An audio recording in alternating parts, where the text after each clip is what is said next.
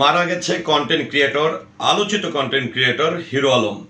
নিশ্চয়ই আপনারা শুরু থেকে যে ভিডিওটি দেখেছেন সেখানে কিন্তু একটি মৃত মানুষকে আসলে যেভাবে রাখা হয়, যেভাবে নাকে তোলা দিয়ে রাখা হয় সেভাবেই কিন্তু রাখা হয়েছে। এবং আরেকটি বিষয় হচ্ছে যে হিরো আলম যে মারা গেছে, হিরো আলমকে কিন্তু এই মৃত অবস্থায় নাকে তোলা দিয়ে একদম যে আইসিইউতে ছিল আইসিইউতেই দেখানো হয়েছে।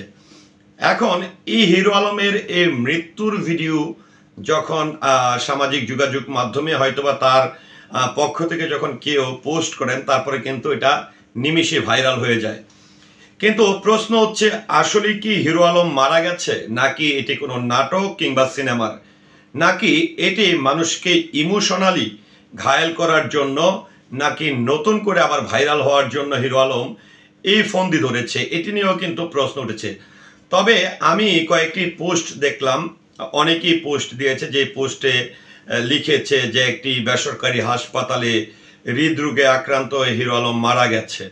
এবং আরেকটা লোককে আমি দেখলাম যে যিনি দৌড়ে এসে হিরো আলমকে জড়িয়ে ধরলো, ধরে কান্নাকাটি করে তার অনেক প্রশংসা করছে। হিরো আলমের এইভাবে চলে যাওয়াকে কোনোভাবেই সে মেনে নিতে পারছে না।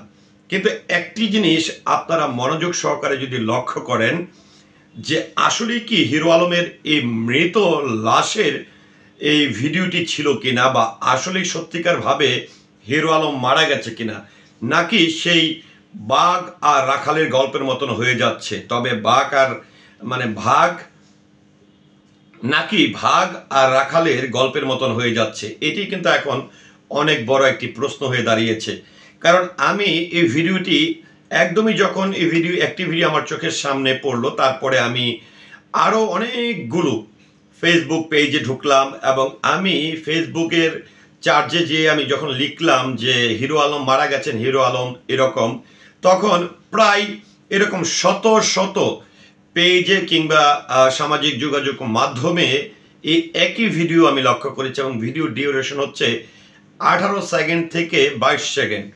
তো আমি এক একটি ভিডিওর এক এক ধরনের ভাষ্য, এক এক ধরনের, আবার অনেকে আছে এই ভিডিওটি দিয়ে নিজেদের 50% ভিডিও ব্যবহার করে নিজেরা কথা বলেও কিছু কন্টেন্ট ক্রিয়েট করেছে বা ভিডিও বানিয়েছে, মৃত্যুর সংবাদটি দিয়েছে। তবে হাজার হাজার ভিডিও কিন্তু পোস্ট হয়ে গেছে যে হিরো আলম মারা গেছে, ইন্না লিল্লাহি ওয়া ইন্না ইলাইহি রাজিউন, এরকমভাবে অনেকে সমবেদনাও জানাচ্ছে। কিন্তু আমার বিষয়টি হচ্ছে যে, কারণ হিরো আলমের অনেক কিছুই আমার কাছে অভিনয়, অনেক কিছুই আমার কাছে বরাবরই সে সব কিছু নিয়ে তামসা করার বিষয়টি কিন্তু আমার কাছে প্রতীয়মান।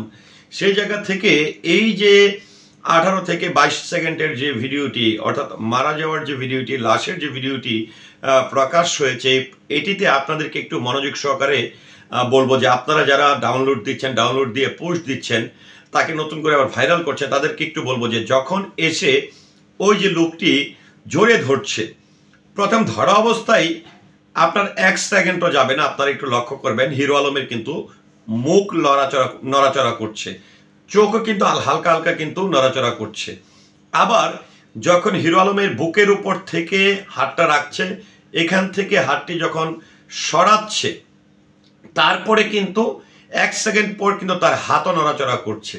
তো সবচেয়ে বড় যে বিষয়টি হচ্ছে যে আসলে একজন কন্টেন্ট ক্রিয়েটর হিসাবে এই ধরনের কাজ কতটা নৈতিকতার মধ্যে পড়ে, এটি নিয়ে এখন প্রশ্ন। কারণ মানুষ যখন একটি মানুষকে অ্যাকসেপ্ট করে, সেটি ফান করে হোক আর যেভাবেই হোক, সত্যটাকে আসলে সবসময় সম্মুখে আনা উচিত। আর মৃত্যুর যে বিষয়টি আসলে আমাদেরকে অবশ্যই মনে প্রাণে বিশ্বাস করতে হবে, আজও কালো আমাদের কিন্তু 1 সেকেন্ডের কোনো ভরসা নেই, আমরা যে কোনো সময় মারা যেতে পারি। তো সেই মারা যাওয়া একটি মানুষের এই ধরনের ভিডিও করে এটি সামাজিক যোগাযোগ মাধ্যমে ভাইরাল করাটা কতটা ন্যাক্কারজনক, কতটা লজ্জাজনক হতে পারে, এটি আসলে এখন অনেক বড় একটি, আমার নিজের বিবেকের কাছে অনেক বড় একটি প্রশ্ন হয়ে দাঁড়িয়েছে। তো এই ভিডিওটি নিয়ে বা এই ধরনের ভিডিওটি ভাইরাল করা নিয়ে, মৃত্যুর অ্যাক্টিং কিংবা মারা গেছে এমন সংবাদের মাধ্যমে আসলে সবার সামনে উপস্থাপন করা নিয়ে আপনার মতামত কি, আশা করছি কমেন্টের মাধ্যমে জানাবেন। সেই সাথে অবশ্যই এই ভিডিওটি আপনারা মনোযোগ সহকারে দেখবেন। দেখার পরে আমি যে কথাগুলো বললাম, যে তার চোখ নড়াচড়া করেছে, তার লোকটা জড়িয়ে ধরার পরে তার মুখটা নড়াচড়া করেছে, হাতটা নড়াচড়া করেছে, এই বিষয়টি আমার সঙ্গে আপনারা কতটুকু একমত পোষণ করবেন বা ভালো করে দেখে আপনার মতামত কি অবশ্যই কমেন্টের মাধ্যমে জানাবেন। এবং আমি এটি খুবই ন্যাক্কারজনকভাবে দুঃখ প্রকাশ করছি এবং আমি প্রতিবাদ জানাচ্ছি যে আসলে এই ধরনের কাজ করার জন্য অবশ্যই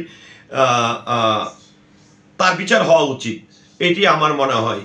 কারণ এটি যেরকম অভিনেতা হিসাবে নিজেকে উপস্থাপন করেন, কখনো কখনো শিল্পী হিসাবে বিভিন্ন ভালো ভালো গানের ব্যঙ্গ করেও সে গানগুলো প্রতিনিয়ত তৈরি করেন। তো এই ধরনের কর্মকাণ্ড আসলে কতটা যৌক্তিক বা উচিত, এটি এখন আপনাদের কাছে আমি প্রশ্ন করলাম এবং আশা করছি এটিও আপনারা কমেন্টের মাধ্যমে জানাবেন। ধন্যবাদ। আসসালামু আলাইকুম।